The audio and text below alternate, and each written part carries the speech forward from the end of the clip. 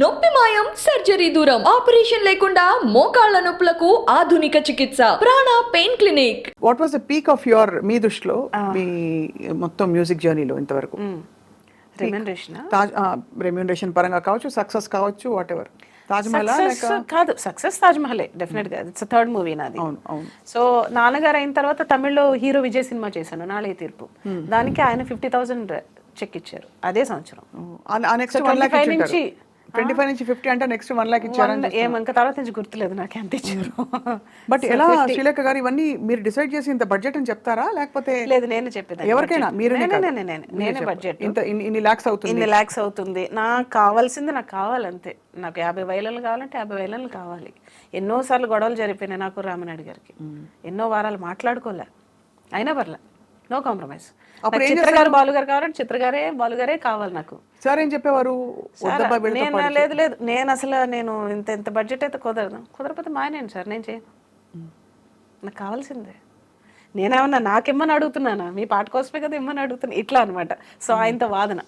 So 2 రోజులు మాట్లాడిన తర్వాత మళ్ళీ ఆయన కాంప్రమైజ్, సరే ఇవ్వండి ఆయనకి ఆవిడ కావాల్సింది. సో అట్లా సూపర్. అయితే చాలా క్లారిటీతో పుట్టారు మీరు. చాలా clarity, no compromise in quality విషయంలో అస్సలు కాంప్రమైజ్. ఇప్పుడు నేను ఈ రోజుకి కూడా ఇప్పుడు నేను కావాలంటే ఇంకొక 100 సినిమాలు కూడా చేసేసి ఉండొచ్చు, but I don't want to compromise in the budget or subject wise, movie wise.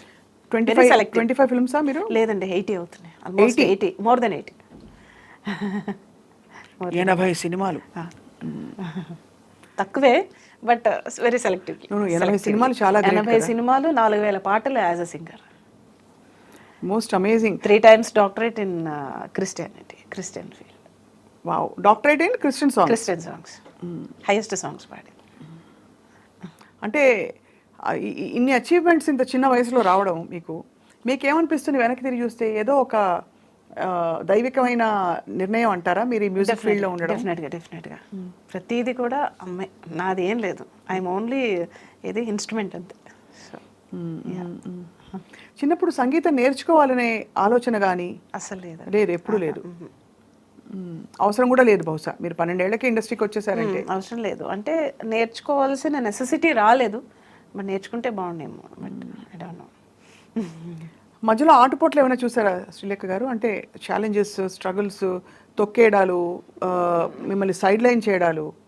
ఎందుకంటే అసలు నాకు ఎప్పుడు డౌట్, ఎందుకు ఒకే ఒక మ్యూజిక్ డైరెక్టర్ కనిపిస్తారు మనకి? చాలా తక్కువ మంది కనిపిస్తారు. ఇప్పుడు ఎవరో వస్తున్నారేమో ఈ జనరేషన్లో, బట్ వెరీ ఫ్యూ పీపుల్ ఉన్నారు. భానుమతి రామకృష్ణ గారు చెప్పేవారు ఆ తరంలో.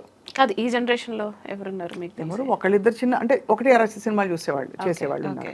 బట్ మీరు చేసినంత సక్సెస్ఫుల్ గా, కమర్షియల్ గా కాదు. Why do you think that is the case అండి? మేబీ అన్ని రకాలుగానే తట్టుకోవడం కష్టం కదా. అన్ని రకాలుగాను అంటే డామినేషనా, లేకపోతే ఎవరికి అసలు తలంపు రాదా ఆలోచన?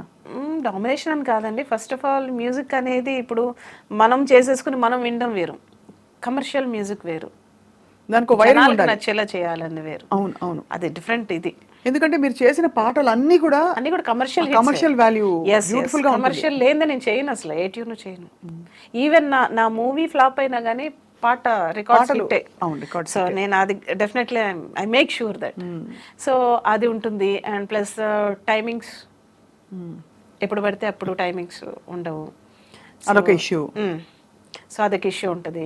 అండ్ టైమింగ్స్ మనమే పెట్టుకునేవి కదా. ఎలాగో నేను పొద్దునుంచి 9 to 9 వర్క్ చేస్తా, 9 o'clock నేను ఇంటికి వెళ్ళిపోతా అని చెప్పచ్చు కదా. అలాగే అమ్మ వెళ్ళిపోమ్మా అంటారు, అది అంతే కాదు కదా. అది కుదరదు. అది ఎప్పుడు కుదురుద్ది? మీరు ఒక స్టేజ్కి వచ్చేసిన తర్వాత కుదురుద్ది, not in the beginning days. So beginning days లో మీరు చాలా స్ట్రగుల్ అయ్యి స్ట్రగుల్ ఏం లేదు, నాకు ఇష్టం. నాకు 2 వరకు, 3 వరకు, 4 వరకు చేసి మళ్ళీ 7 o'clock రికార్డింగ్కి వచ్చేసేదాన్ని. ఇంట్లో ఉన్న ఏ ఆలోచనలు, ఇప్పుడు ఏంటి రెండో బీజం ఎలా చేయాలి, లేకపోతే ఫ్లూట్ బిట్టాలా, ఇవే తిరుగుతుంటాయి. నాకు ఇంకో ప్రపంచం లేదు కదా, ఇదే ప్రపంచం. మీ ఏ పాట విని ఇంట్లో పెద్దవాళ్ళందరూ చాలా మెచ్చుకున్నారు? కిరవాణి సార్ కావచ్చు, రాజమౌళి సార్ కావచ్చు, చాలా బాగా చేసావు, అద్భుతం అసలు. ధీరసమీరేమన్నా తీర ఇప్పటికే అందరూ మెచ్చుకుంటారు ఏకగ్రీవంగా. అండ్ కీర్వాణని ఎస్పెషల్లీ మెచ్చుకున్నది 2 పాటలు ఉన్నాయి. ఒకటి పార్క్ అనే మూవీ, విఎన్ ఆదిత్య గారిది. మూవీ ఇంకా రిలీజ్ అవ్వలే. స్వరాభిషేకంలో పాడుతున్నప్పుడు నేను చాలాసార్లు విన్నాను పాట, నేను చాలా జలస్గా ఫీల్ అయ్యాను. ఎలా తట్టింది నీకు ఈ ట్యూను అని అన్నాడు. చాలు కదా జీవితానికి అసలు. అంటే మీకు ఆ సాంగ్ ఎక్కడ కూడా రిపీట్ అయిన లైన్ రిపీట్ అవ్వదు, ట్యూన్ అలా వెళ్ళిపోతుంటుంది. సో మచ్చుకొక 2 లైన్లు. డెఫినెట్గా అది కార్తీక్ పాడాడు. కార్తీక్ కూడా ఆ రోజు బిజీగా ఉండి నేను పాడలేనని ఏదో అన్నాడంట ఇన్ఛార్జ్ తోటి. వచ్చి పాడిన తర్వాత అన్నాడు, ఈ పాట నేను పాడకపోయి ఉంటే నేను ఒక మంచి సాంగ్ మిస్ అయ్యేవాడిని అని.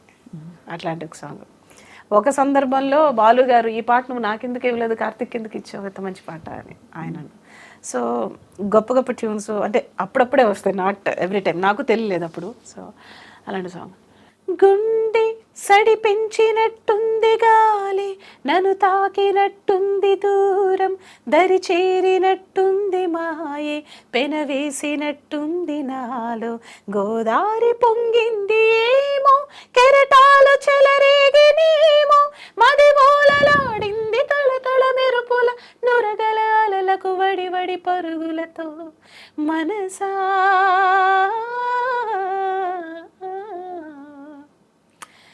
గాలి వేగాల అంతరంగాలు వెదురు మదిలోన వేణుగానాలు గలగల ఏటి వరదల పొంగిపోవా, రమ్య గీతాలు మనసులో చేరి ఆలపించేటి పాట కచ్చేరి, మధురమై ప్రణయ చరితమై చేరుకోదా, మనసంతా నువ్వంట నిలువెల్లా, ఇక తరగని తరనన వడి వడి పరుగులతో తెలుసా.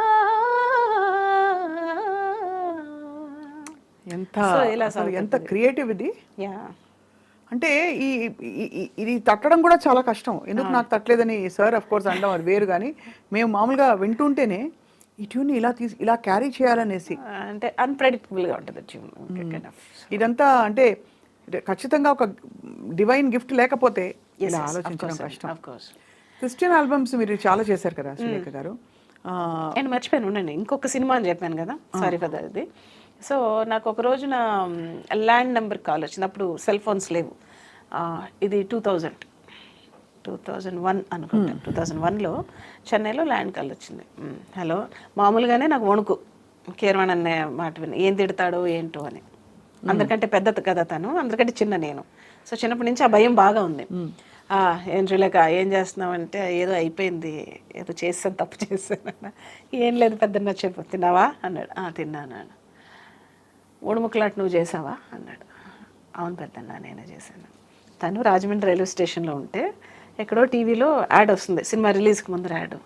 ఇది నేను చేయలేదే పాట, కానీ నేను చేసినట్టే ఉంది, ఎవరు చేశారా అని దగ్గరికి వెళ్ళి చూశాడంట. సో రాఘవేంద్ర గారిది కదా. సో అప్పటి వరకు రాఘవేంద్ర గారికి తనే చేసేవాడు. సో ఫస్ట్ టైం నేను చేశాను. ఎవరు చేశారు ఇది, కళ్ళు మూసుకుని వెంటనే ప్రింట్ తను చేసినట్టే ఉంది. అది చేశారంటే శ్రీలేఖ అని చేశాను. బాగా చేసావు, కంగ్రాచులేషన్స్, కీప్ ఇట్ అప్ అమ్మాయి.